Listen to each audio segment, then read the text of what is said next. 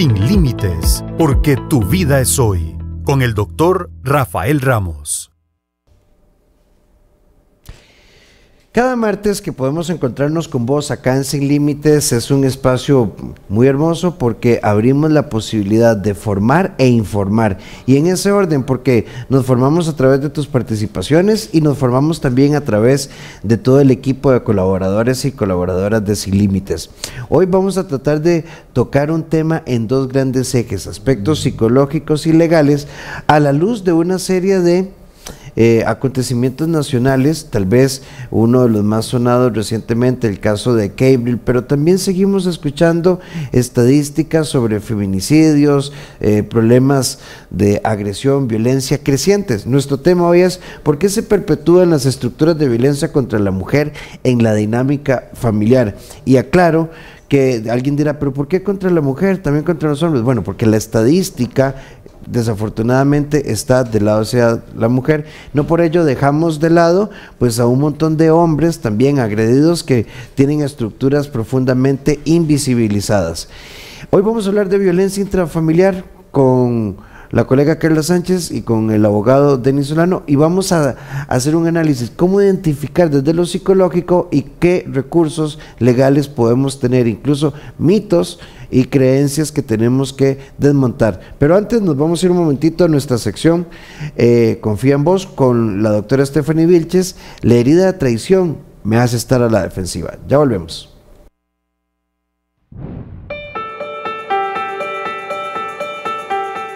Cuando hemos sido traicionados de 0 a 7 años por alguna de nuestras figuras de seguridad, nuestras figuras de apego, ya sean papá, mamá o cualquiera que tenga ese rol en mi sistema familiar, cuando hay una traición, es muy probable que de adulto me cueste confiar y que empiece a generar herramientas, estrategias para resolver mi vida de control. ¿Por qué? Porque siempre estoy pensando que la gente me va a fallar. Es importante sanar mi herida de infancia para poder vivir en libertad.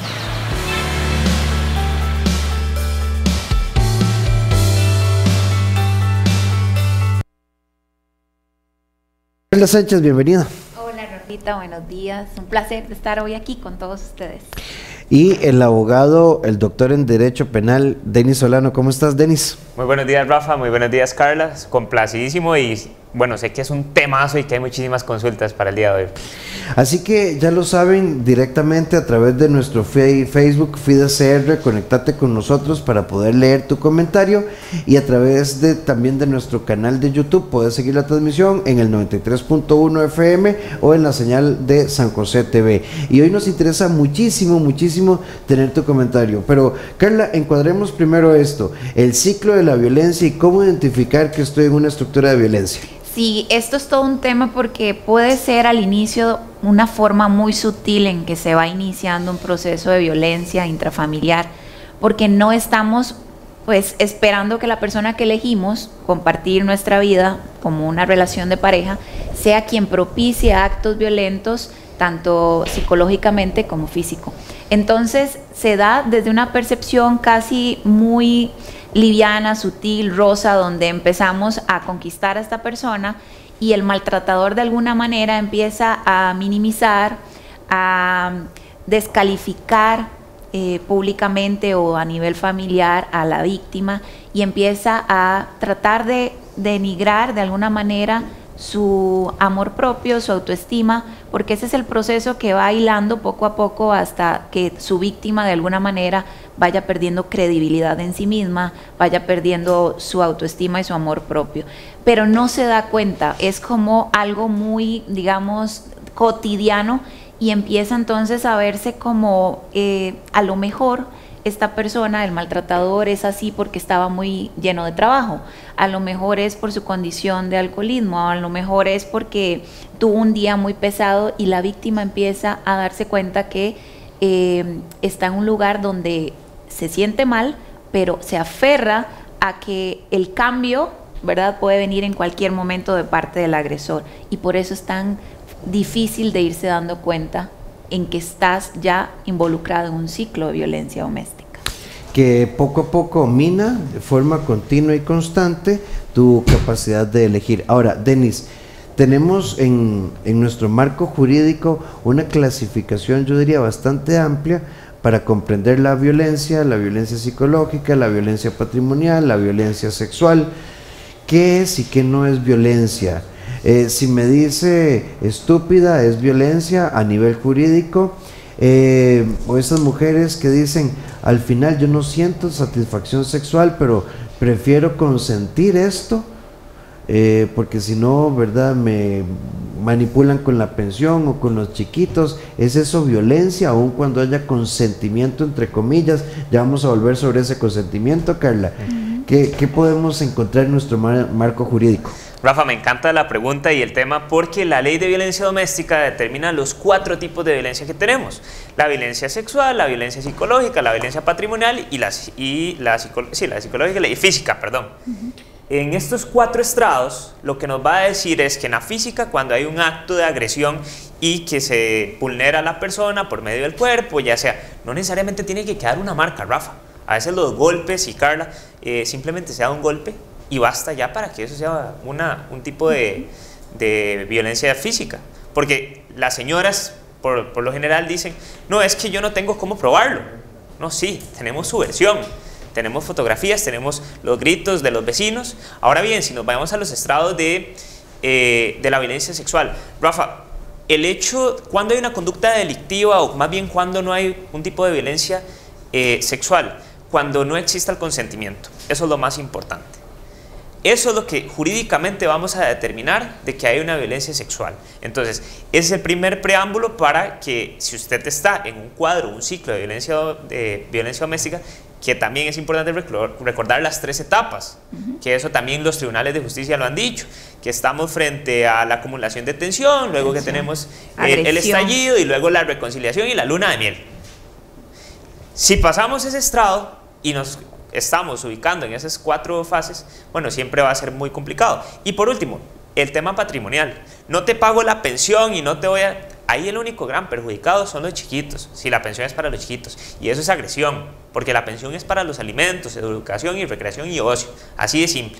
Entonces, Rafa, esas son algunas de las etapas o de las formas en cuales se puede manifestar la violencia. Antes de volver con Carla, el valor del testimonio de la víctima, ¿cuánto pesa? Bastante, totalmente. Recordemos que la mujer tiene una condición de vulnerabilidad, porque se ha dicho en convenciones internacionales de que puede bastar inclusive con el testimonio de una mujer para una acusación penal y darle plena credibilidad, porque los delitos o este tipo de delitos, ¿qué es lo que sucede, Rafa? Que es en el seno de la intimidad entre vos y tu esposa.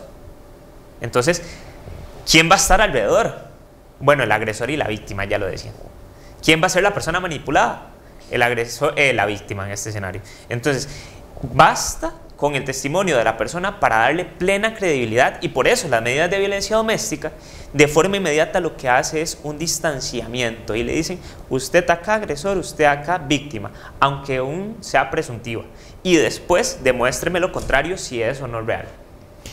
Ahora, yo sí quisiera, sin entrar a analizar el caso de fondo, porque ni Denis, ni Carla, ni yo conocemos los expedientes judiciales, pero sí quisiera aprovechar este espacio de hoy.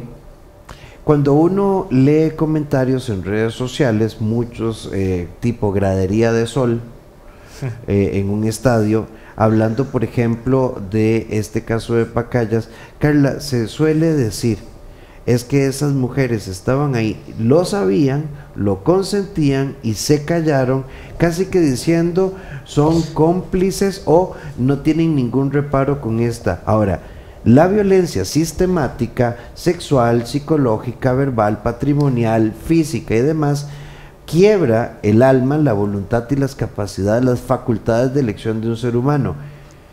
¿Cómo explicamos esto para por lo menos dejar esto claro? Nadie quiere estar en violencia, pero el entorno te deteriora un punto en que no sabes cómo salirte.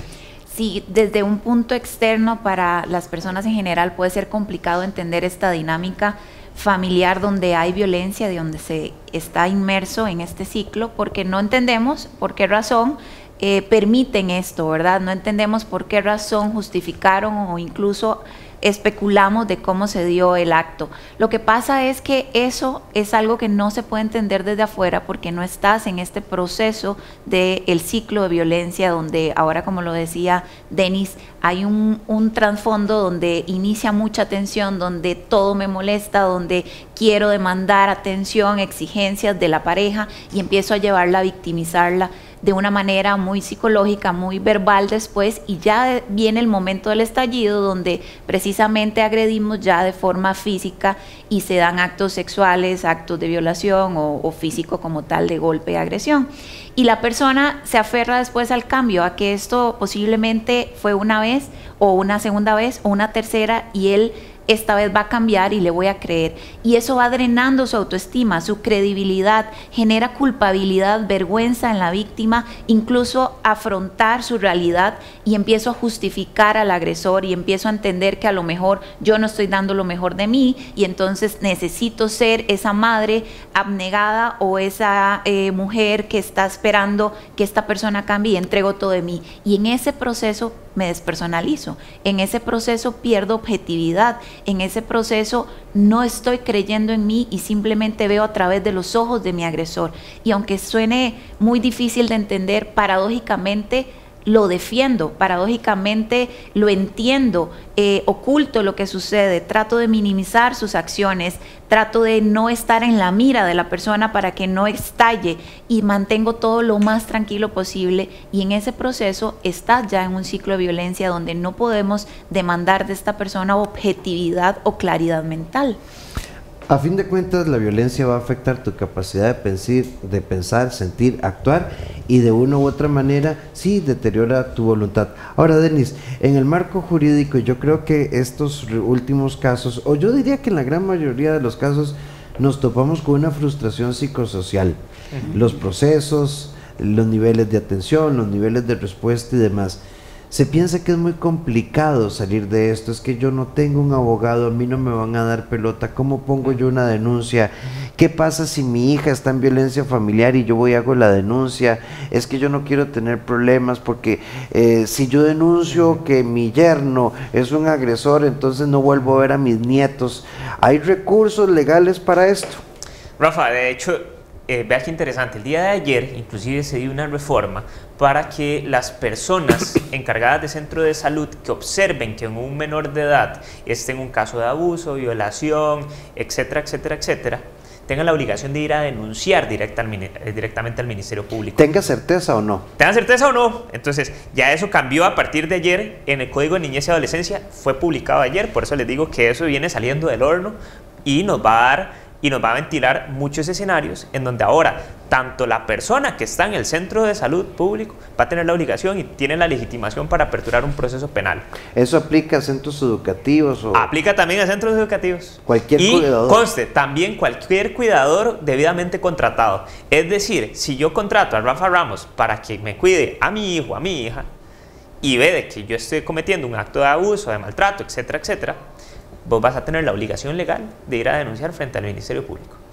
¿Qué pasa si yo denuncio y después, como pasa muchas veces en violencia intrafamiliar, Carla pone una denuncia contra mí, pues después Carla va y la quita y vos me denunciaste a mí, entonces mito o realidad, porque quisiera que eso quede claro. Entonces ahora Denis me va a caer a mí con una denuncia de difamación, de perjurio y calumnias y no, entonces yo mejor no me meto porque después me embargan hasta la casa. De hecho, Rafa, es importante recapitular dos escenarios, que estamos frente a dos vías. Cuando yo estoy en un ciclo de violencia doméstica es como agarrar los dos carritos. Usted tiene un carrito al lado izquierdo y un carrito al lado derecho. El de la izquierda es acudir al juzgado de violencia doméstica más cercano. ¿Y usted qué le va a decir? A la persona, al técnico que está ahí, le va a tomar una recepción de los hechos, modo, tiempo y lugar, y usted le va a decir, bueno, es que el día tal, fulanito de tal me agredió con esta situación. Eso lo que va a suceder de forma inmediata es aperturar a unas medidas cautelares para alejar al agresor. Eso por la primera vía. ¿Se ocupa abogado ahí? No. Entonces, esos son los mitos y realidades que quería ir a aclarar. ¿Qué va a generar? Que el agresor comience a decir, me está difamando, me estás injuriando, me estás calumniando. ¿Qué es lo que me estaba señalando? No tenga miedo, no tenga miedo. Porque ¿qué es lo que sucede? Es un derecho de toda víctima ir a denunciar los hechos. Luego, ¿cuál es el otro carrito o el otro ducto que tenemos? la acusación penal. ¿Qué es lo que va a ir cambiando? Depende del delito que estamos en presencia. Si es un maltrato, si es una violación, si es un abuso, inclusive si es una tentativa de feminicidio, porque a veces el hecho de sacar un cuchillo y decirte, mira, te quiero muerta, ya eso puede ser una tentativa de feminicidio o inclusive una restricción a la libertad de la persona, porque dice, no, ya a mí no me gusta que mi pareja salga de fiesta, entonces le cambio los llavines y no sale, y de aquí no sale. Eso es un delito. Entonces, ahí tenemos que tener en presencia esos dos escenarios y esos son los dos derechos o acciones que le da a la persona para tutelar la vida y la integridad de la misma. Ok, ahora, ya empiezan a entrar consultas, ya casi vamos con el tiempo bien, ya casi vamos con algunas consultas. Entonces, también tenemos quisiera enfatizar algo, porque la familia no hizo nada. Si bien no lo podemos generalizar, Carla, a veces esta hija que está en una relación de violencia, a su vez su madre estuvo en una relación de violencia y hemos normalizado esto y hemos crecido en esto. Entonces, silenciosamente, por eso hablamos que esto es sistémico, es decir, es el sistema familiar, el sistema afectivo y demás. Pero, ¿por qué nadie levanta la voz o cómo podríamos quebrar, Carla, esos sistemas familiares donde minimizamos y normalizamos? Sí, el tema acá es, por ejemplo, que ya es una forma de vida, ¿verdad?, en la que ellos han crecido tras generación. Es como pensar que todos los domingos en mi casa se hace oye carne. Eso ya para nosotros es algo normal, es algo aprendido. Pues en esta circunstancia de este escenario que estamos hablando, ha sido un patrón ya tener relaciones siendo menor, ¿verdad?, y generar o procrear hijos, incluso de padrastros o de personas muy cercanas a la familia, siendo menores de edad. ¿Y qué pasa en este ciclo de violencia? Que nosotros lo podemos ver como un acto terrible, que lo es, por supuesto, pero las personas que están inmersas en la situación lo niegan. Conscientemente esto no está pasando, no fue así, esto es de otra manera, él de verdad es una persona buena, ella se enamoró, y van simplemente minimizando el impacto real de este acto.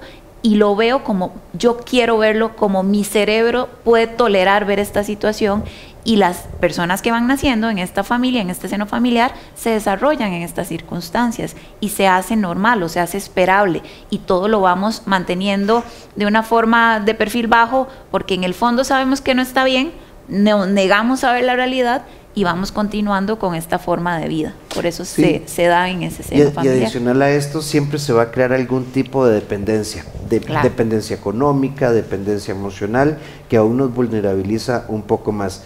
Denis, no sé si habrá alguna estadística, pero es algo que nosotros hemos escuchado en la consulta. Yo fui a poner una denuncia, pero incluso el muchachito que me atendió no lo tomó en serio. Archivaron eso. No se presentó la contraparte, la audiencia, y entonces yo ya me obstiné y más bien ahora tengo miedo porque me siento desprotegida. ¿Qué pasa si yo, como víctima de violencia intrafamiliar, acudo a alguna instancia judicial y no me quieren tomar la denuncia? Buenísimo, Rafa, es súper interesante el tema. En el 2020 aproximadamente, tengo el dato del 2021, que fue un estudio que hicimos con don Belisario, existieron 51,000 denuncias por violencia doméstica en ese año, en el 2020. Desconozco ahorita las nuevas cifras de estos últimos 2 años. 2 años, sí. Pero lo que sucedía era eso, de que llegan las personas y decían, bueno, aquí está mi denuncia, o dejan poco interés en la misma. Cuando la persona no quiere o no le toman la declaración, la persona del Poder Judicial, lo que tiene que acudir la víctima es a la Procuraduría de Servicios y decir, vean, yo me presenté a la ventanilla del Juzgado de Violencia Doméstica de Cartago.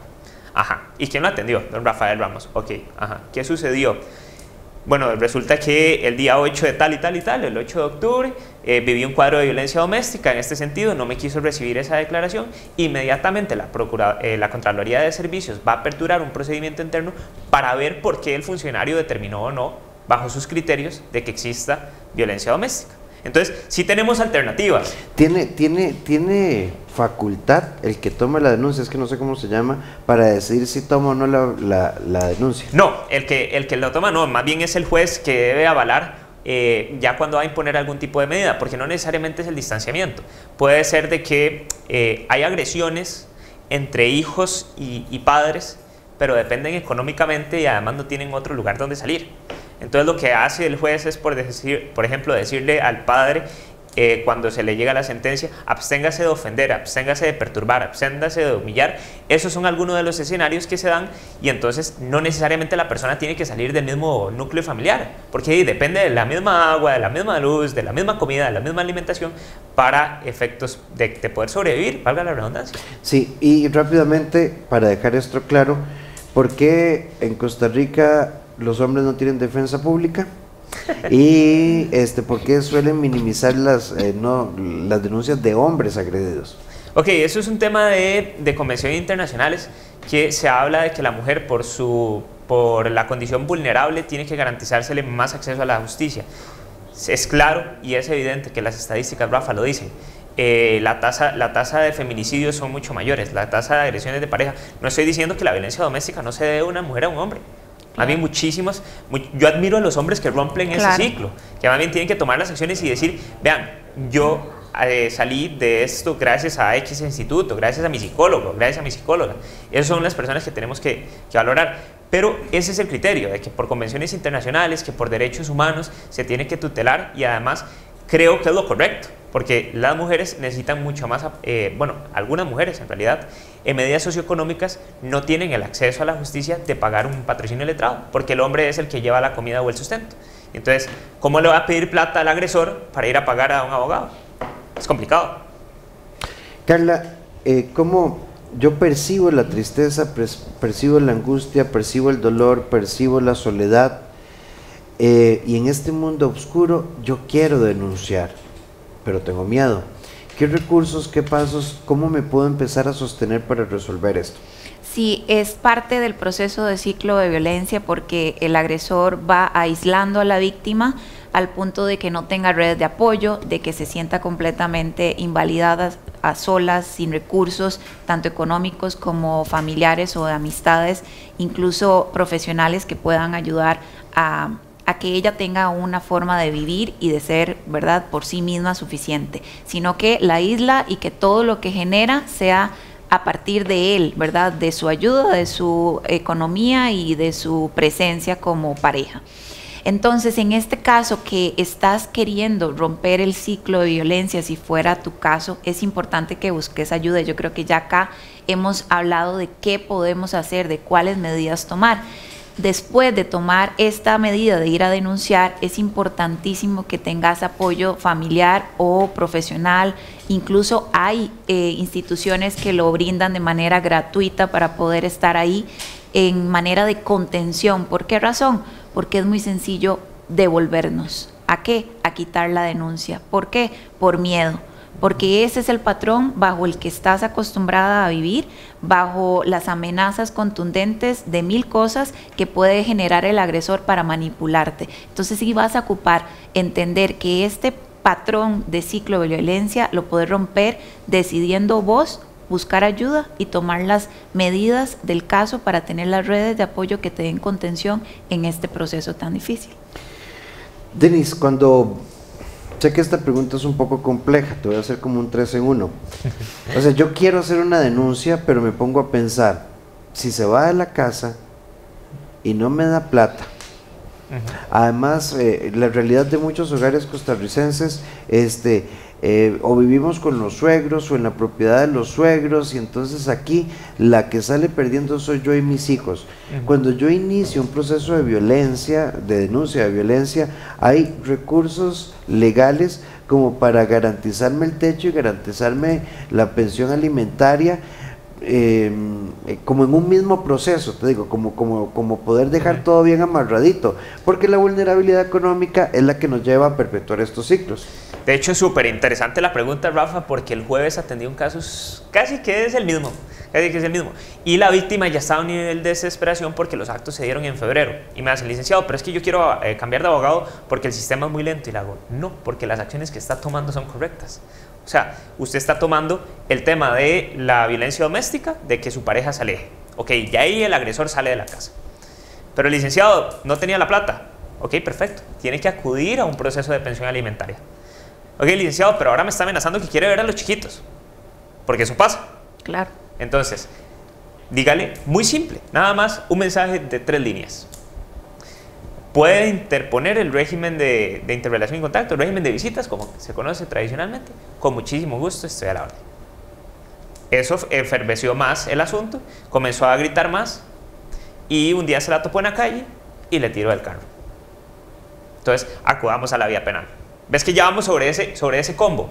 El tema de la casa de los suegros, ese gran riesgo, ¿verdad? Ahí lo mejor es garantizar siempre la división entre el suegro y la pareja, porque ahí sí estaría muy complicado. O determinar cómo podemos hacer y cómo obtener una red de apoyo para salir uno, porque va a ser muy complicado el hecho de sacar a 6 personas, que es suegros, tíos, sí, etcétera. Vean, vamos a hacer ya casi nuestro cortecito. Denis, solo para dejar la idea amarradita, ya vuelvo con vos, Carla. Cuando yo tengo medidas cautelares, Carla me puso medidas cautelares y yo llegué a un restaurante o una soda. Yo estoy ahí. ¿Me tengo que ir yo o Carla se tiene que ir? Corra usted, porque usted tiene las medidas cautelares. Y de lo contrario, Carla puede llamar inmediatamente al 911 y decir, está incumpliendo las medidas cautelares y llévenselo para la fiscalía. Ok, al que le imponen las medidas es el que se debe ir. El que se debe. Estamos hablando de violencia, entendiendo el fenómeno de violencia intrafamiliar, particularmente contra la mujer. Un análisis legal y psicológico con el abogado Denis Solano, la psicóloga Carla Sánchez y un servidor, Rafael Ramos. Pero antes nos vamos un momentito a Sin Nudos Mentales, precisamente con Carla Sánchez. Somos un casi algo. ¿Tiene esto futuro? Ya volvemos. Somos un casi algo. ¿Tiene esto futuro? Pues yo te quiero preguntar, ¿para vos está bien tener un tipo de relación con alguien que no está completamente disponible a nivel afectivo? Porque si es así, perfecto, lo tienen claro los dos. Pero la pregunta realmente importante es, ¿esto te hace a vos sentir bien? ¿Estás cómoda o cómodo con esta situación? Porque si no, es momento de preguntarte si es pues necesario seguir invirtiendo tiempo con alguien que afectivamente no está disponible para vos y desde ese punto tomar acciones como agradecerle por todo lo que han vivido y empezar a tomar caminos diferentes porque ambos están en un sentido completamente opuesto.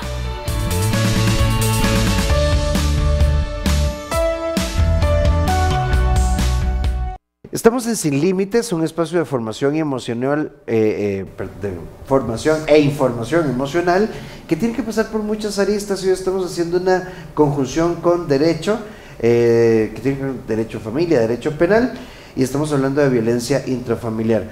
Carla, hay un componente, vienen las medidas cautelares y luego empieza el discurso hacia los hijos, me distancio de los hijos y empiezo a manipular. Empiezan a llegar a mi WhatsApp por siempre de Cani García, te invito a almorzar, ¿verdad?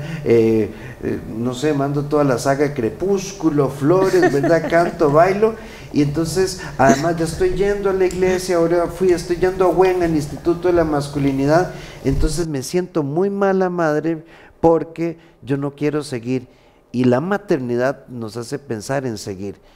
¿Cómo me sostengo en esos vientos? Sí, esa es parte de las fases, ¿verdad? Del ciclo, que es la luna de miel, conocida de esa manera, donde el agresor hace uso de todas sus características para poder potenciar y presentarte como el hombre que está realmente arrepentido, que ya entendió lo que vale la lección que ha tenido que sufrir por estar lejos de vos, de los chicos, de los hijos, y entonces hace todo lo que está a su disposición para convencerte, porque además te conoce muy bien y sabe cuáles son tus creencias acerca del matrimonio, acerca de la familia, tu dependencia a lo mejor emocional o económica, y sabe qué decirte, cómo decírtelo y cómo llevarte a una posición donde digas, es cierto, esta es mi mejor opción, volver con él, y le crees. Entonces, ¿qué hay que hacer para evitar caer en este momento donde flaqueas?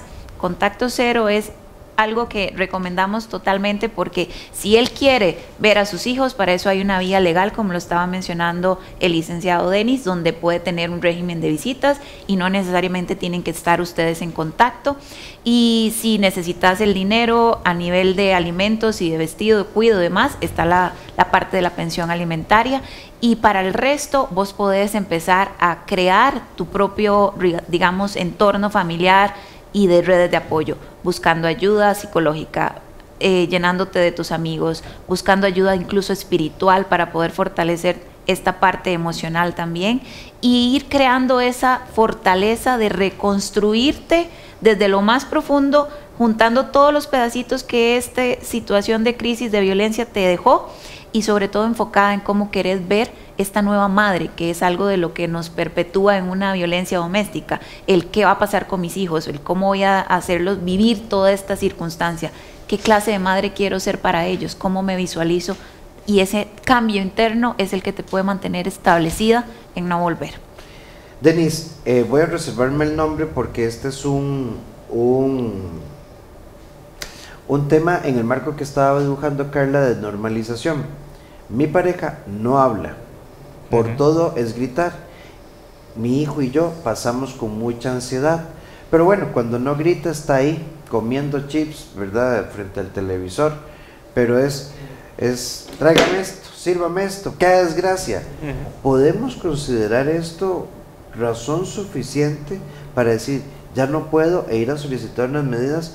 Porque tal vez no me ofende, no me dice hijo de madres, no me empuja, no me grita, pero es como esos chiquitos que dicen, ahí viene su papá, escóndense y recogen todos chiquitos que se orinan, ¿verdad?, cuando a veces el papá empieza a gritar. ¿Esto nos da para unas medidas? Rafa, claro, hay un término que se llama trato cruel y humillante, que no necesariamente con el que uno diga, ok, no me dice una palabra, un improperio, pero me está tirando las cosas. Es una figura jurídica. Sí, es una figura jurídica. Entonces, ahí tenemos la vía legal para acudir a las vías correspondientes. Y hay un término que Rafa en algún momento lo dice con don Belisario, que el amor es una decisión prácticamente, no es un sentimiento. Porque hoy Carla puede amanecer y amar a X persona, mañana puede amanecer y amar a otra persona. Y de la base de la construcción de las decisiones, tomemos las decisiones legales, que eso es lo más importante, que no nos vayamos a retrotraer, porque hoy no podemos estar con las medidas de violencia y mañana no, hoy sí, mañana no. Porque, ¿qué es lo que va a suceder? El juez va a decirnos, ok, vayamos a trabajo social para que me determine por qué usted te está quitando y poniendo, quitando, poniendo, quitando, poniendo, porque eso confirma de que estamos frente a un ciclo de violencia doméstica. Sí, un saludo a Sole Mena, que dice interesante el tema, muy informativo, ahora empiezo a comprender muchas cosas de mi vida. Ana Lorena nos dice buen tema, y cuando también hay violencia por el ente penal, imagínense que yo le pregunté si yo denuncio a estos jueces porque veo que hasta está violentando, porque si ellos ganan, usted es demandado y puede ir a la cárcel. Eso me dijo emocionalmente. Ok, sí entiendo más o menos la pregunta, porque lo que quiere decir es de resulté infructuosa de un proceso penal y entonces el juez le da la razón al presunto agresor. Hay que determinar, ¿verdad? Para eso tenemos la primera instancia en materia penal, que va a ser el fiscal. El fiscal va a determinar si vos estás siendo víctima o no de agresión. Él tiene que determinar, ok, ¿hay un delito o no? Después, si el fiscal sigue y ve que hay suficientes insumos para determinar que hay un delito, nos vamos a levantar una acusación para eventualmente llegar a un juez de audiencia preliminar. Después de pasar ese juez de audiencia preliminar, tenemos un tribunal de 3 jueces. Y después tenemos una apelación frente a los tribunales de apelación. Y después tenemos una casación. Entonces hay que ver el insumo de cuál es el caso en específico que tiene esta persona, este televidente, para en verdad decir o no que se da una agresión por parte del sistema. Porque el sistema, si bien es cierto, es muy lento, no les voy a mentir, el acceso a pronta y cumplida es complicado, pero sí hay diferentes instancias para hacer valer derechos, Rafa. Sí, la culpa me mata, porque desde que lo saqué de la casa, sé que cumple con la pensión, lo echaron. Bueno, resumiendo, hubo medidas, lo sacaron de la casa, llegó el desempleo. Él ha rogado por volver, pero sé que es por necesidad. Sí, es muy duro lo que le está pasando a él. Yo incluso siempre he creído, sé que es un tema de convención, que en algunos casos debería hacerse como un estudio socioeconómico de trabajo social y que algunos hombres tengan también derecho a defensa pública en este tema. Pero, Carla, al final, las reflexiones que nacen en mi desgracia no necesariamente es una transformación genuina y es un factor de alto riesgo. Sí, totalmente. Y aquí podríamos verlo como... pobrecito, debe estar pasándola mal, soy una persona muy injusta o estoy pasándome de la raya. Sin embargo, la otra posición o la persona que se vio en esta situación puede tomarlo como una injusticia o puede tomarlo como una oportunidad de empezar a ser diferente y un cambio que de verdad sea auténtico, sostenible en el tiempo. No va a ser por mi familia, en realidad tiene que nacer para mi propia voluntad, para mi crecimiento, para dejar en el pasado tal vez todo lo que yo hice. Pero ahí es donde tengo que entender que si esta persona realmente quiere cambiar, no lo debe de hacer por mí o por regresar a la casa o por alguna situación que le beneficie, sino porque realmente quiero hacerlo para él. Y cuando eso sucede, las personas simplemente se alejan, realizan un cambio interno, toman distancia, trabajan en sí mismos y respetan a la otra persona. Si esto no es el caso, si por el contrario está insistiendo, tratando de demostrar su cambio o su arrepentimiento, ahí es donde hay que empezar a cuestionarse realmente si quiero volver a caer en este ciclo o si me mantengo tratando de salir adelante a pesar de que puedan venir culpabilidades, porque eso es parte de la dependencia emocional en la que se estuvo inmersa, ¿verdad? Se crea esta culpabilidad, esta vergüenza y esta necesidad de estar incluso con la persona que te ha agredido. Denis, dos cositas. Una, se considera parte del ciclo de la violencia a nivel psicológico que yo le lloré tanto a Carla y aunque hay muchas medidas, Carla me volvió a recibir, las medidas están vigentes, pero después la golpeo y entonces yo voy y digo, pero es que ella me dijo que yo podía regresar. ¿Eso es válido o no?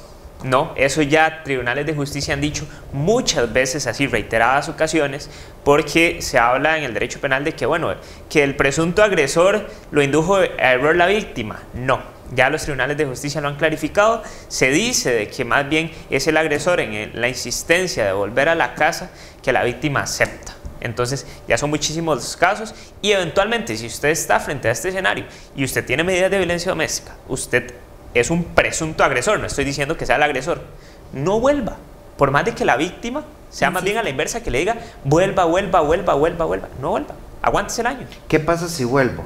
Si vuelve y llama inmediatamente a la víctima, a la policía, usted tiene un tiquete garantizado con esposas para ir a la cárcel, porque está incumpliendo las medidas. Y se abre un delito de desobediencia a la autoridad. Sí, se abre una causa por desobediencia a la autoridad. Porque el juez le dice a usted, Rafa, muy claro, 500 metros no se puede acercar a la casa de la presunta víctima. Y si usted ya no hace caso, es por una determinación suya.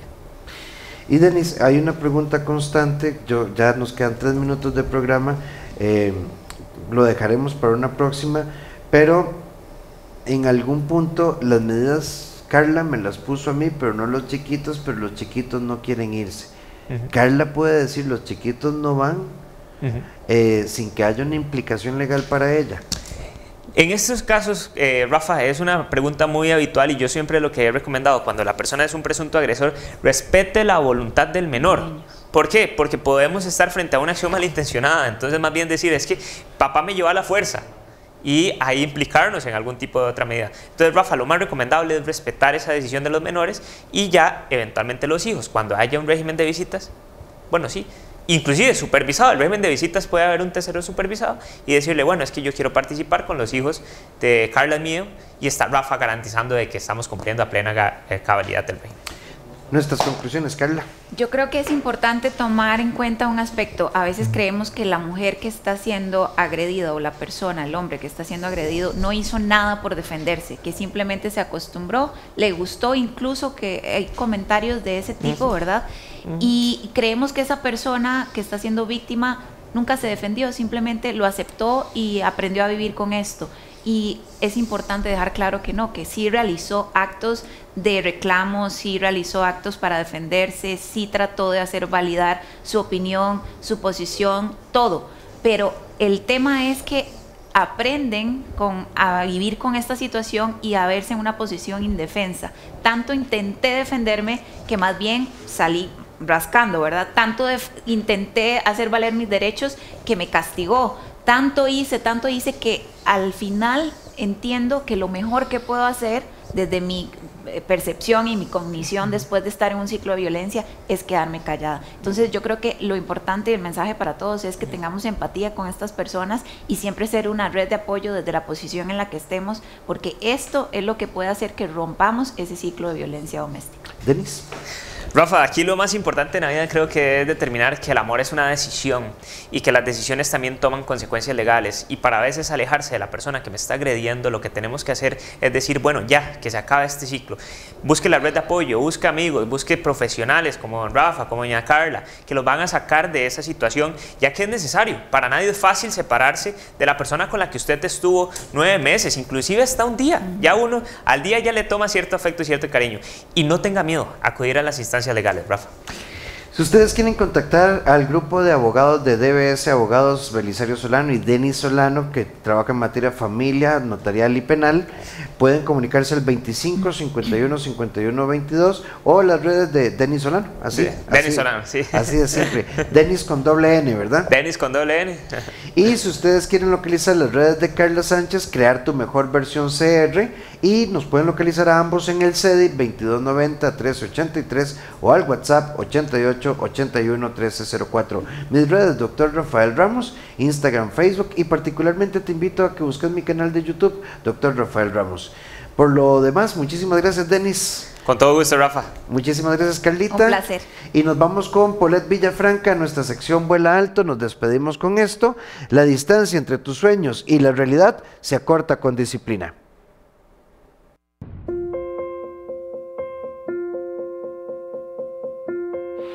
La distancia entre tus sueños y la realidad se acorta con disciplina.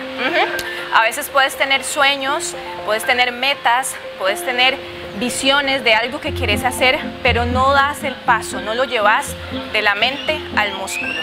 Justamente por eso es que te vengo a invitar a que hagas un análisis de qué es lo que necesitas para llevar eso de la mente, ese sueño que tenés, al músculo, o sea, a la acción.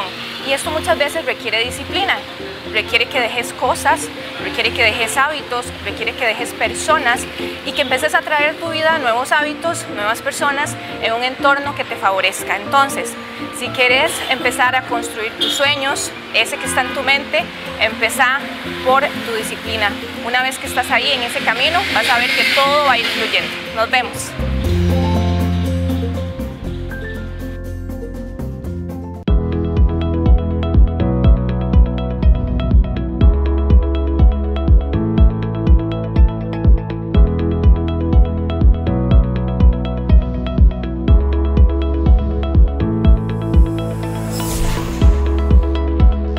Sin límites, porque tu vida es hoy, con el doctor Rafael Ramos.